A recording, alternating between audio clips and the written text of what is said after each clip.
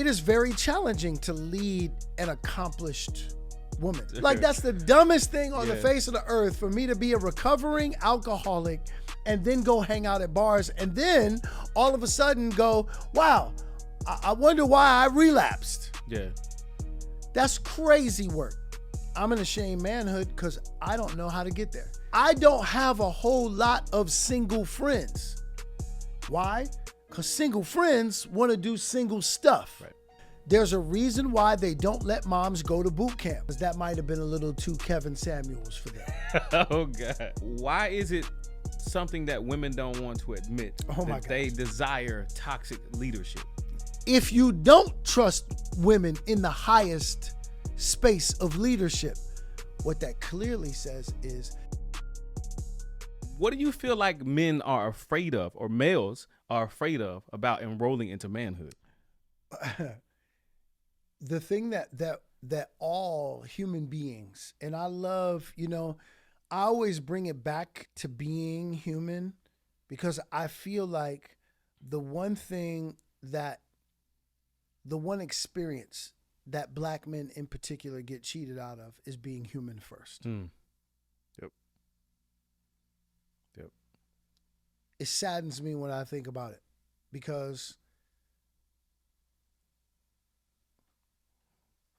I made a statement one day, and I stand by it. There are very few women who are man enough to witness their husband being human. It's an extraordinary thing to sit by and witness someone being human. Yeah. And too often, as black men, we get cheated out of the experience of being human.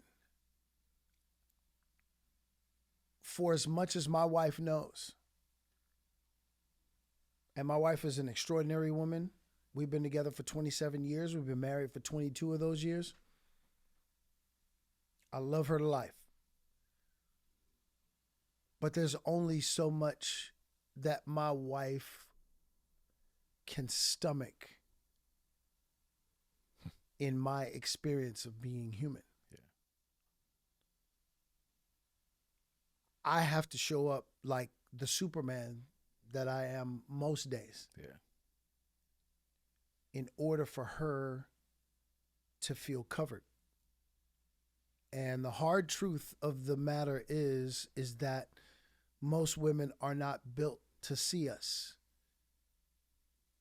in the full experience of us being human. Yeah. Which is why our connections to one another is extremely important. But being connected with men and not males, which brings me back to your original question. People, human beings, are afraid of the unknown. So if I don't know how, I've already turned 21 and I'm still not performing like a man. Yeah. I've turned 30, I'm still not performing like a man.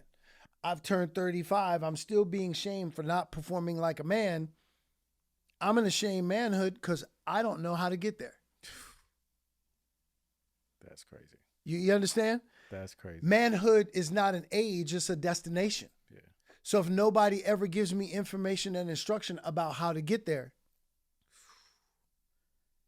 Man, look, you of course talked about Manhood 101 is the university. Yes. that we should enroll into. But one of the things I talked about a lot, so I wrote a book called It's Gonna Hurt But It Won't Kill You, about how transparency and vulnerability actually saved my life. Love it. And in writing that book, I'm just thinking about all these experiences of stuff that I've seen since I was a kid. Like I remember when I was 9 years old, we were on the way back from church one day, and so we lived near like train tracks growing up. And so the airport, you see the planes flying over you and you got to ride through the train tracks. And so there's this long road that led up to our house.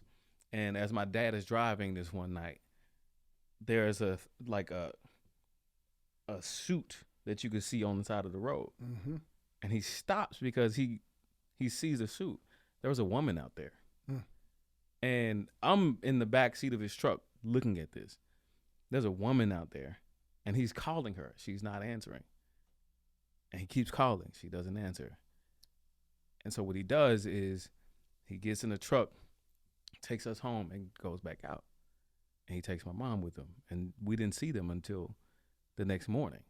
But even at 9 years old, I knew what happened and that I knew what I saw. Mm-hmm. And in that book, I write about that experience. I got a call from my mom after that, after she read what I wrote. She was like, how did you remember that? I was like, Mom, that was a very significant moment in my life. Mm-hmm. And she said, what do you know about that night?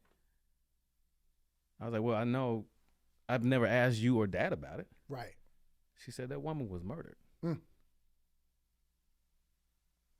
And even though my mind knew that, yeah, I still didn't, in a way, accept that that was true. Right. Because I was trying not to be emotional in that way. Yeah. And didn't know how to process and that. didn't know how to process it. Yeah. And I even think about now, 25 years later, mm-hmm. I wouldn't allow myself to process a lot of things. Mm-hmm. And what ended up happening is because I didn't give myself the ability, or the space rather, to process those things. Yep. That came out in ways that I didn't like. Mm-hmm. Yeah, I can't make an excuse. I still got to show up and do what I got to do. Yep. But that's my reality. Nobody else has to go through that. That's what I have to go through. Mm-hmm. So how am I going to show up in those moments? And I'm not blaming anybody for mm-hmm. it, but that was just my reality. Mm-hmm. And so in thinking about the Manhood 101, mm-hmm. let's talk a little bit more about that. Why is it so important for men to understand, or again, males to understand the importance of actually matriculating into manhood?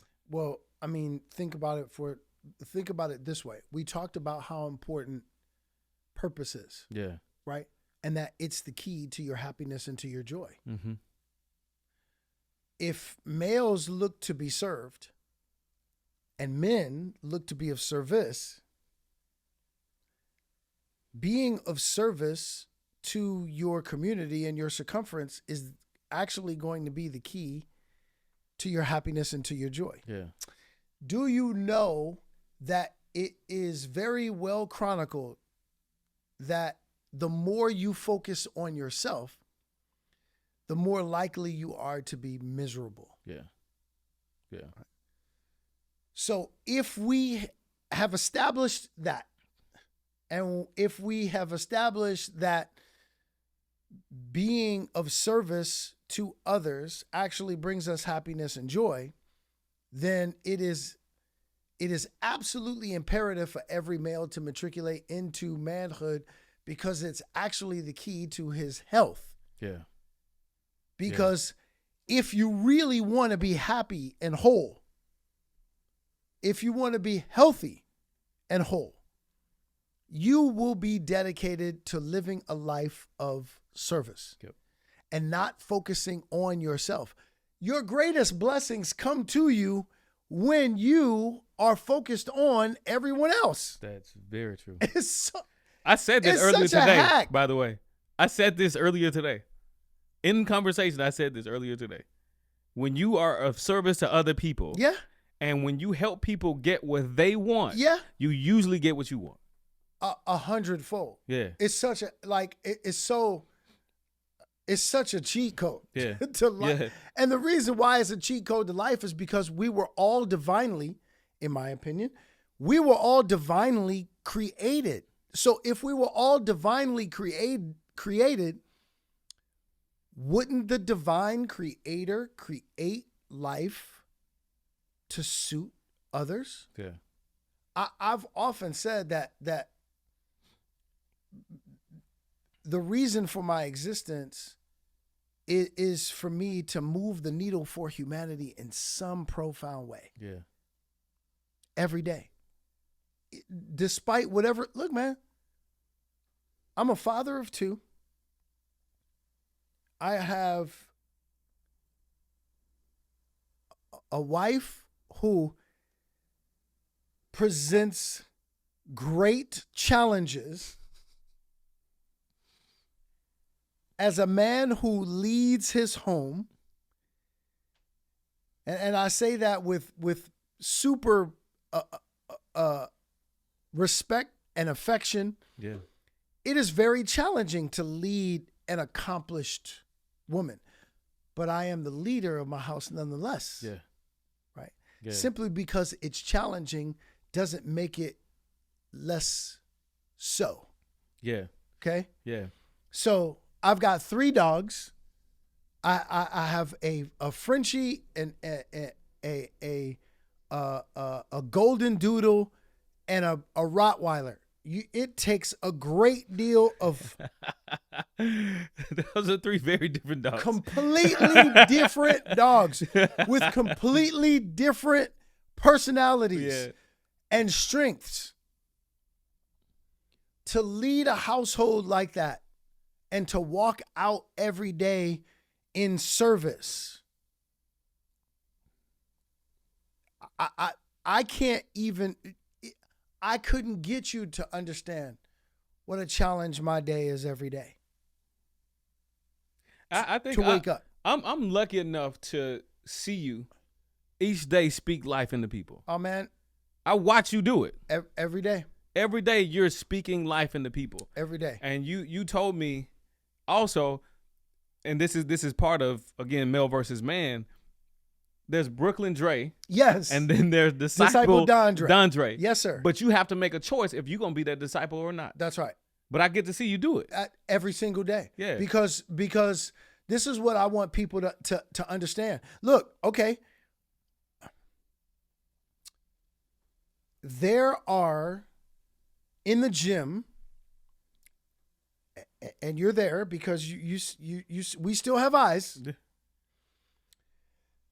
There are women who are in our gym who look like the Ferraris of femininity. If you don't think that I see that because I'm married to an extraordinary woman, that would make you crazy. Right. Right. Because again, I'm still human. Mm-hmm. The human experience that I have every day is that every single day I have to choose whether I'm going to be faithful or not. Mm. That's a choice. Yeah. 100%. Right? Just like I'm building this body and they're building their body, those things are attractions. Yep. I have to choose every day to deny my flesh. That's a choice. Right. It's a choice. You think every single day my wife is waking up and talking to me in a way that is attractive or motivating? Right. That just doesn't happen because we're human beings. Right. Right? Every single day I have to choose. There are certain things that a guy will do in the gym that challenges me to be Brooklyn Dre or Disciple Dondré. Yeah. And Brooklyn Dre, you know, people think because they've seen me on television play these very wholesome characters, they think for some reason that there is just not a dude from the hood wrapped in all of this Paul Smith. They watch too much Remy. They're watching too much Remy on Queen Sugar, bro. I will knock you out. Yeah.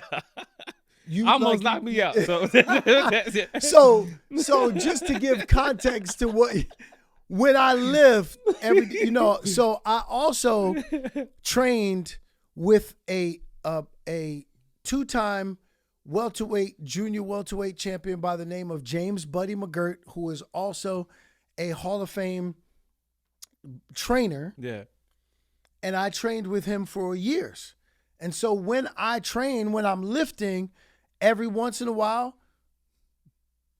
I will shadow box. I'm not sure if you've seen me, my boy Mac. Shout out to my boy Mac at the gym.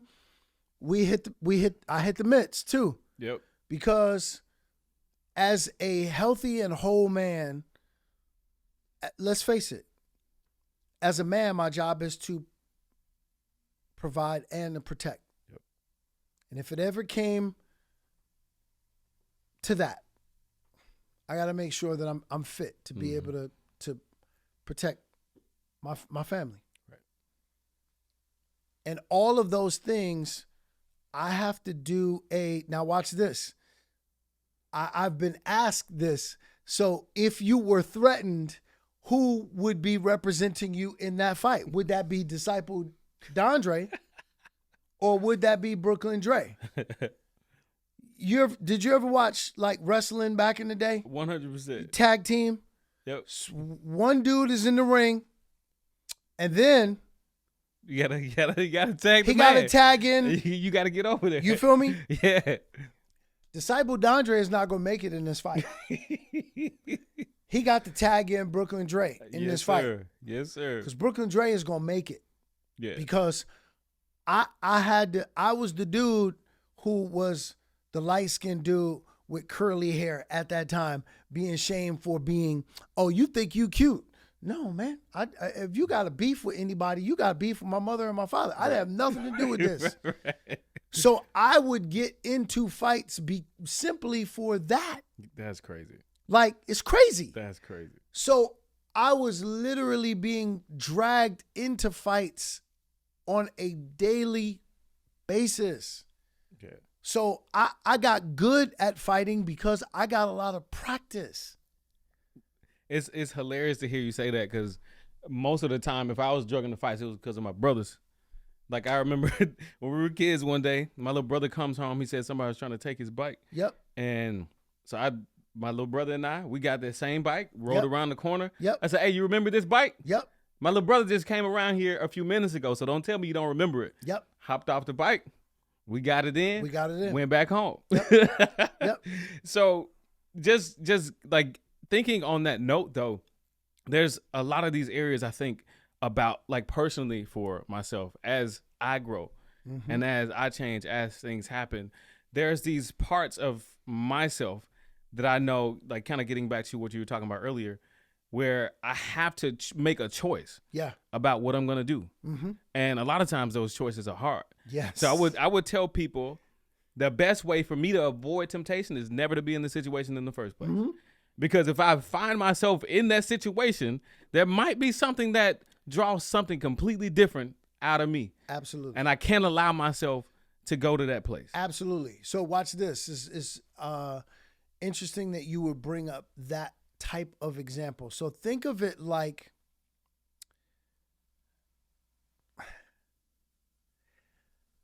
I see myself as a recovering addict of the flesh. Mm.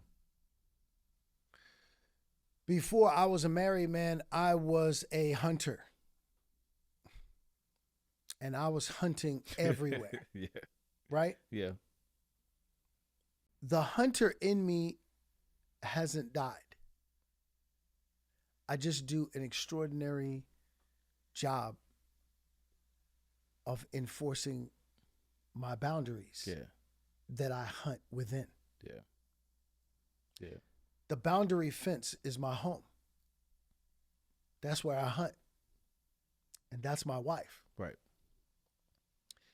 When I say that I see myself as a recovering addict, let's liken it to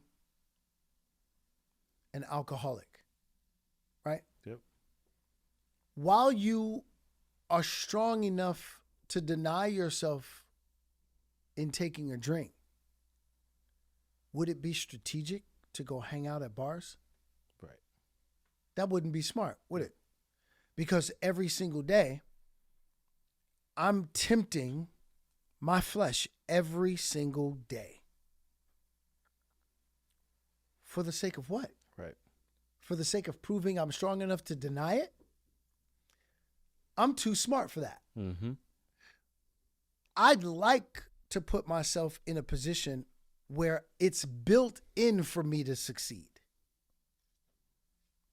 I'd like to put myself in positions that I've already rigged the game for me to win. That makes incredible sense. Does that not make sense? Yes, sir. Like, that's the dumbest thing on the Yeah. face of the earth, for me to be a recovering alcoholic and then go hang out at bars and then all of a sudden go, wow, I wonder why I relapsed. Yeah, That's crazy work. that's crazy. I don't have a whole lot of single friends. Why? Because single friends want to do single stuff. Right. Right. I'm a married man. So I got to hang out with dudes, men, that stand to lose substantially what I stand to lose. That's it. One of the things that keeps my life in order is that let's say I look at a woman and I see her aesthetics and it's attractive to me. What allows me to be able to see her as a walking ashtray, is I see me losing my wife and my children. Mm. I then see me losing my wife because I want, bro. Let me just go ahead and not beat around the bush, bruh. Let me tell you something. I have had the fortune of being with some extraordinarily beautiful women, aesthetically. And every time I was with one, I couldn't believe how disappointed I was in the experience. Mm. Now watch this. Let me put it in the proper perspective for you. Have you ever read a book and then seen the movie? If you haven't, Yep. most people who read the book first I see where you're going. Yeah. and then see the movie Yeah. are always disappointed Yep. in the movie. Yep. Now let me explain to you why. When you read the book, you are directing your own movie as you read the book. Mm-hmm. But the movie is someone else's interpretation of the book. Man, that can go in a lot of different directions. You got it? Yeah. So your movie is never going to be as dope as mine. Yeah. Because it's my movie. It's my movie. Yeah. When I see your version of it, I go, that's not good. Yeah, that was cool, but they should have done this. They should have done this. Yeah. This character wasn't like that. It looks nothing like I imagined. It was actually kind of whack. Yeah. You understand? For sure. So the movie that you direct about having this experience with that woman Mm-hmm. is far greater than the actual experience. I want to make sure we don't skip this. So I'm going to take it back just a little. Yep. And something that you said, don't let me misquote you. Mm-hmm. But we talked about it in the gym as well, about toxic leadership. Why is it something that women don't want to admit that they desire toxic leadership? I'm not going to go as far as saying that women desire toxic leadership as much as I'm going to say that men are necessary. Mm. Okay? Mm-hmm. Men are so necessary. How necessary are they? Men are so necessary that we had a candidate in Kamala Harris who is by far, next to Barack Obama, she was by far the most fit person to be president of this country. That's not my opinion. That's a fact. Yeah. Here's why. Yeah. She worked in the local, state, and federal level. Everywhere you need to be. Everywhere you need to be in order to understand better how government works. Right. Yes? Yes, sir. Okay. Going against a 34 felonious count individual. 34. Yeah. This dude couldn't go work at Target if he wanted to because they're going to ask you, hey, man, have you ever been convicted of any felonies? Yeah. Yeah, 34. Have a nice day. That's incredible. That's incredible. I feel like it's at a fast food restaurant. It's a reality show. Listen, bro. Yeah. So we chose our country. And by the way, shout out to all the women that distrust women in leadership. Mm. Ooh, talk a little bit more about that. Shout out to all of the women who distrust women in leadership. Because over 54% of white women did not vote for Kamala Harris. Those same women didn't vote for Hillary Clinton either. That's true. And I hadn't heard that out loud. Hello? They bypassed women twice. Hillary Clinton and Kamala Harris. Everybody was like, oh, they just don't want a black woman to go. No. They just don't want a woman in the seat of presidency. It's incredible to hear you and say they that. chose toxic masculinity because remember, this dude has been accused of all sorts of things against women. Yeah. Along with his 34 felonies. And they chose that guy. So here's what it tells me very clearly. Either toxic masculinity is not a thing, or toxic masculinity is necessary in leadership. Toxic masculinity is necessary in leadership. That's what the country clearly says. So let's actually dive into that a little bit more, though. So toxic masculinity is necessary in leadership. What does that actually mean? What it means is that the vast majority of people in this country trust the fact that a man, and I'm using toxic, because we have now gotten into a space in this country where we are saying that everything associated with masculinity is toxic. Yeah. I don't necessarily think that what the country is saying is that toxic masculinity is necessary in leadership more than masculinity is necessary in leadership. Got it.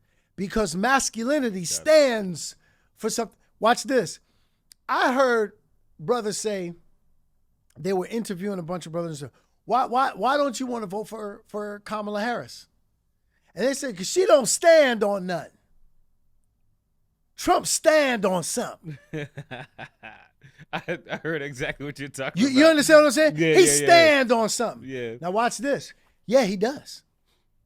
He's standing on not having police officers be held accountable for their actions. Yeah. He's standing on a whole bunch of things that's going to put your life in danger, my bro. So now watch this. Because you respect masculinity in that it stands on something, you actually are putting your own life in danger. Man, I wrote something recently about that because I'm watching people who I know who have had issues with police and have been locked up. For sure. You can't even vote. You can, my bro. What? What are we talking about? What are we talking about? And so this dude who can't work, he can't vote himself. Yeah. He can't work at Target. You're entrusting him to run the country? Yeah, it's crazy. That's crazy That's work. Crazy. But what that clearly says is, now watch this, to all of my sisters out there, watch this. We live in a time right now where our country is trying to eliminate men. It's actually waging a war between men and women. And that women feel like, you know what? We can do this better. Y'all don't even trust it. Y'all voted against it. So what you clearly said is you don't trust it. So watch this. If you don't trust women in the highest space of leadership, what that clearly says is that you need to be in collaboration with us. Because what you clearly trust is men and masculinity. And if you trust men and masculinity, what you need to do is you need to submit to men building men. Yeah. Because guess what? You can't do it. I'm going to prove it to you. And I hope I know I just set the room on fire. And I love it. Women, you can't build men. I have spoken to gangsters across this entire country, from New York to LA. Every gangster that I've ever spoken to in my life told me how much they love their mother. But none of them said that they loved their mother enough to not gangbang. I don't know what I thought you were about to say. But it wasn't that. But it was not that. I know that. Because watch this. Your mother can't teach you how to be something she is not. Okay, let's reverse engineer this for a second, because I need for my sisters, I need them to receive this message in a palatable way. Because that might have been a little too Kevin Samuels for them. Oh, God. Okay. I have a 20-year-old daughter. And I'll just ask you a question. Can I, as a man, teach her how to be a woman?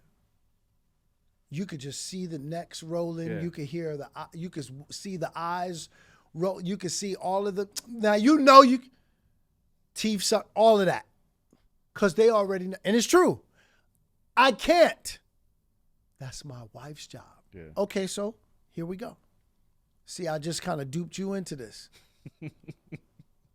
Because I'm your big brother, and you need to hear this truth. If I can't teach my daughter how to be a woman, and I can't, what makes you think that you're qualified to teach your son how to be a man? And there's so much to pull from that. Watch this. Every mother that I come across, when they talk about dealing with their son, I said, there's a reason why they don't let moms go to boot camp. I love your analogies. Hey, man, I'm not playing no games. I know it. My analogies are created to get right to the heart of the matter and get right to the truth. And by the way, in this country, we're allergic to the truth. We are allergic to the truth. I tell moms all the time, there's a reason why they don't let moms go to boot camp. Why? Because they are trying to turn your son into a soldier. Every single day, my job as my son's father is to be the drill sergeant for his manhood. Let me tell you something. My wife is an extraordinary woman. An extraordinary woman. She don't know the first thing about turning our son into a man. Not the first thing. All she knows is what I teach her. So what she does is she now supports my mission to turn our son into a man. And what I think is a good point to make here now is you talk about not every male is prepared to be a man. That's right. How can we better prepare to be men? Because the preparation is the information and instruction. Think of it like going to boot camp. If you don't have a drill instructor to give you the information and instruction, how do you get there? Because I've already disproved the age thing for you. I've already told you that manhood is not an age. It's a what? Yep. It's a destination. Yep. How do you get to the destination? With information and instruction. I already said to you that my father was absent, and so I didn't have a what? A navigation system. Right. What does a navigation system do? Make a left here. Make a right here. Yep. Stop it. It's a navigation system. It's telling you. So even when you think you have an idea, watch this. Every day I get in my car, I used to say this to my son. I said, Dre, when we get in the car, what's the first thing I do? And he said, turn the car on. I said, it's an electric car, bro. It's always on. What's the first thing I do?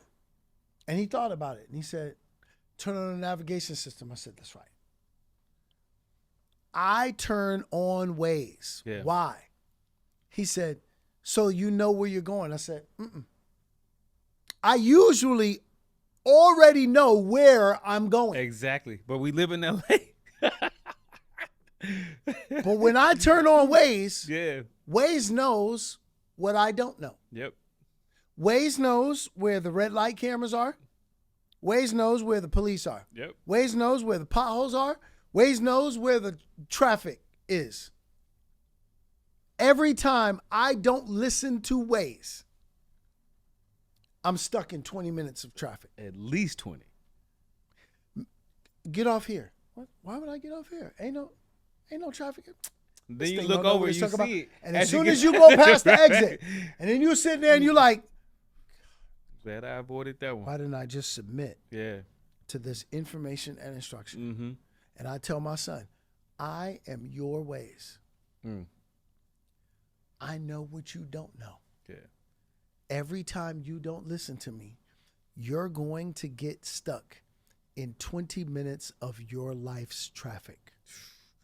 Man, look, I think about even with my dad, I used to say all the time, what used to upset me about my father is he would never say exactly what I needed to do in order to do something. Yes.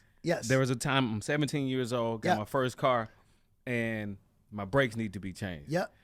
Dad says, all right, go to AutoZone, get brakes. It's all right, cool. I get back from AutoZone. Dad, I got the brakes.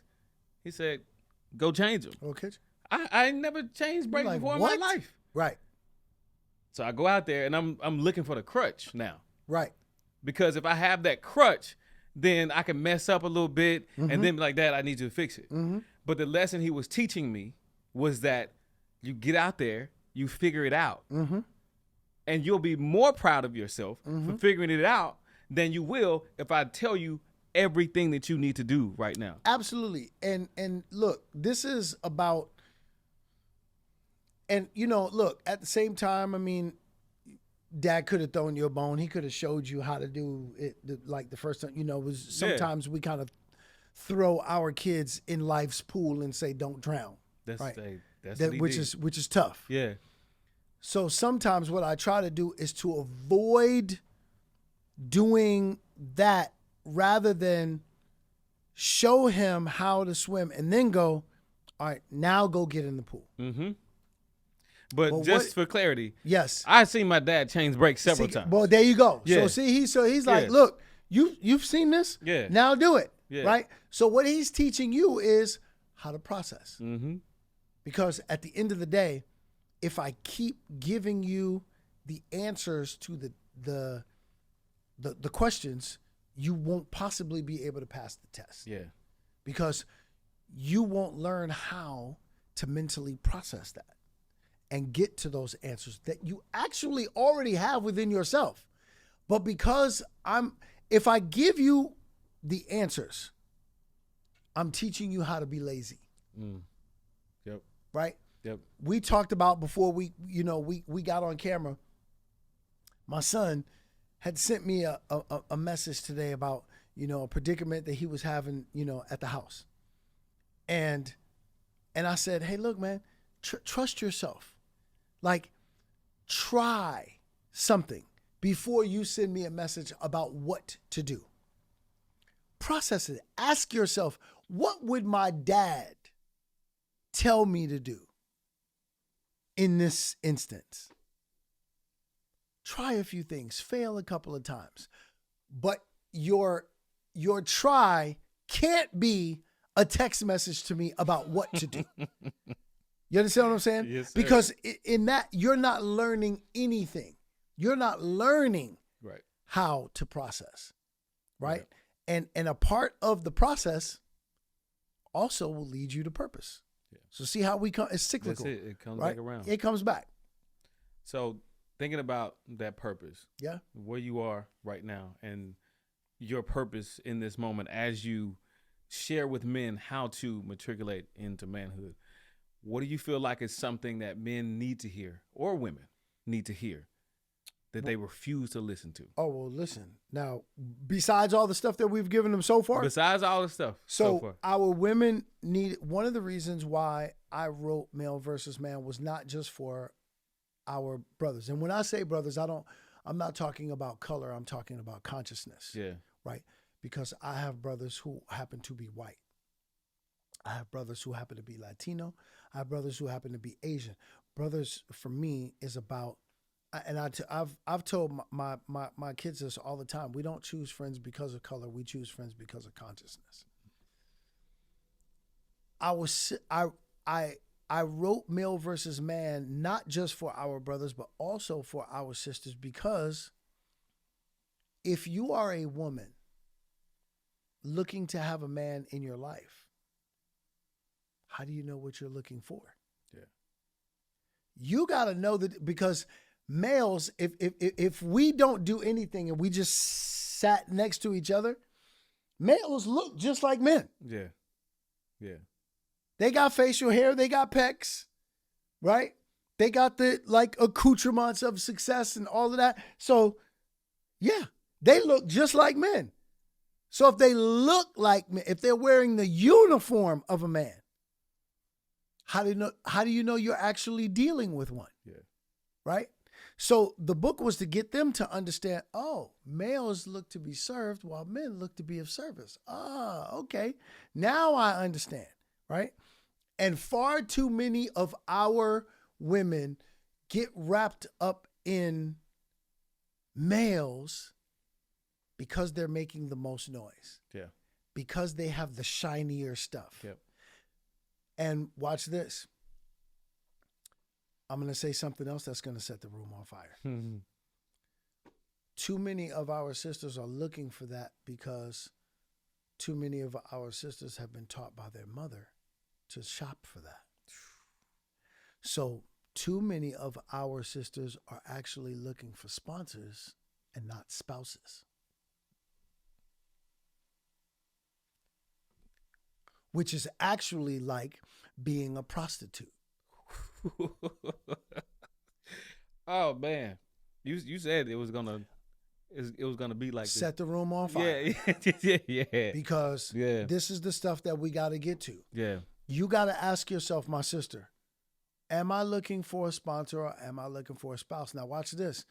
Black woman, you are the most educated demographic in the country now. Did you know that? Yeah. The black woman is the most educated demographic in the country.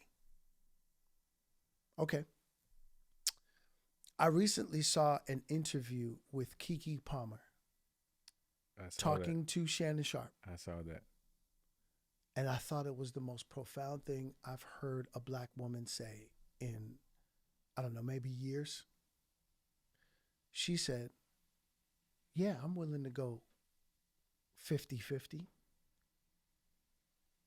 Because my mother and my father went 50-50. Mm.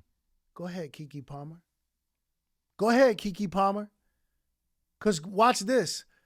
Not every man. What is a man of value? Because we keep talking about all these men of value. I want a high value man. Yeah. So watch this. Yeah. What did they say a high value man is? A dude who's just a high earner. Well, watch this. Any dude can actually be a high earner. All he has to do is neglect everything else in the circumference. Everything. Neglect his woman, neglect his children, neglect his daily responsibilities in the community. He could go get, it's easy to go get money, truthfully speaking. It's really easy to go get money. Yeah. All you got to do is neglect everything else in life. I could earn millions upon millions of dollars with no problem. All I got to do is neglect everything else in my life and just worry about my paper. I think another point to add to that is that people have the wrong view of what 50-50 actually is. Right. So it's not financial. That's right. It's responsibility. Yes. It's responsibility. I'll give you a perfect example. You ready? Yeah. Me and my wife. Right now, currently, my wife financially out-earns me. Guess what? The stuff that she can't cover herself with is what I cover. Yeah. She can't teach our son how to be a man. At the end of the day, there's one man in our house, and it ain't her. Right. Right. You and I talked about this one day at the gym. One night, probably about, one early morning, about 4 a.m. Yeah. My wife taps me. Mm-hmm. I'm dead asleep because our workouts are grueling, bro. My sleep is where my body builds and repairs. Yep. I'm gone. Yep. If I don't hear my Rottweiler, it ain't even a thing. If my Frenchie barks, if the golden doodle barks, that could be anything. A squirrel, piece of paper, a leaf, anything. If my Rottweiler barks, it's going down. Yeah. And that's when the world meets the shoddy and the roddy. The shoddy and the roddy. Okay. My wife wakes me up. She's like, babe, I heard the ring. I look over. My boy Deuce is nothing. He's out. So I already know. Right. But now, can I have peace if she does not have peace? Absolutely not. Absolutely not. So, provider, protector. What is provider if she out-earns me? I provide provision for my family. I am the chief protector. I got to get up, induce. We run the house first. Nothing. Then we go outside, run the perimeter of the house. Nothing. Go upstairs. Now watch this. I'm exhausted. Bro, I need me some sleep. Mm-hmm. I can't do all of that sleepy. Right. I got to be on high alert in case it goes down. In case it goes down. So yes, Brooklyn Dre yeah. and Deuce are now patrolling the house and the perimeter. I get back upstairs. What was it? I have no idea, babe.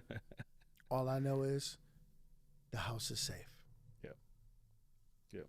She goes back to sleep. Guess who doesn't? Me. Exactly. Why? Because now I'm up. Right. But that's my job. And you still showed up to the gym. And I still showed up to the gym. Yeah. Right? Because at the end of the day, this is about a collaboration and not a competition. I couldn't have said it any better. And my sisters, right now, y'all are being duped.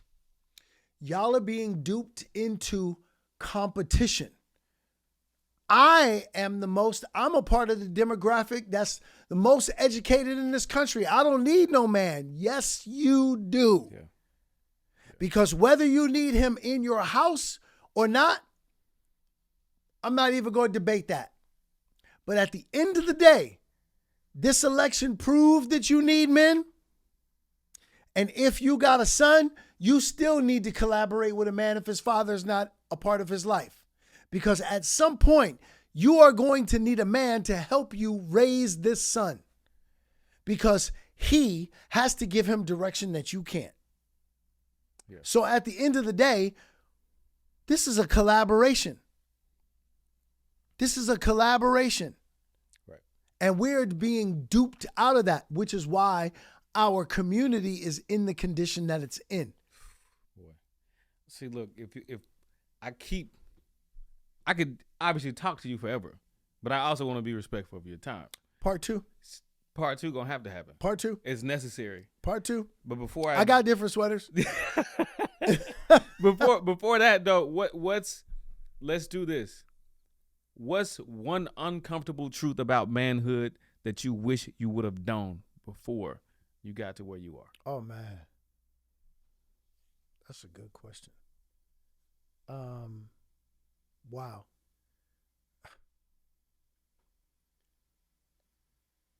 I think it gets back to what I was talking about earlier, which is that I have to find a safe place for me to be human. Man. And that my woman is not man enough to handle me being all parts human. Yeah. Part 2. Part 2. Part 2. Man. I can't thank you enough. My man. bro. I can't thank you enough, man. There's so much within this conversation. One of the things I say every week on this podcast is discipline equals freedom. Yes, sir. And while manhood may not look the same for everyone, the core values of authenticity, integrity, and resilience remain universal. We are the disciplined man. Yes, indeed. And this is what real men think. Dondré, I appreciate you, brother. My bro. Yes, a pleasure sir. to be here. Part 2. Part 2 coming.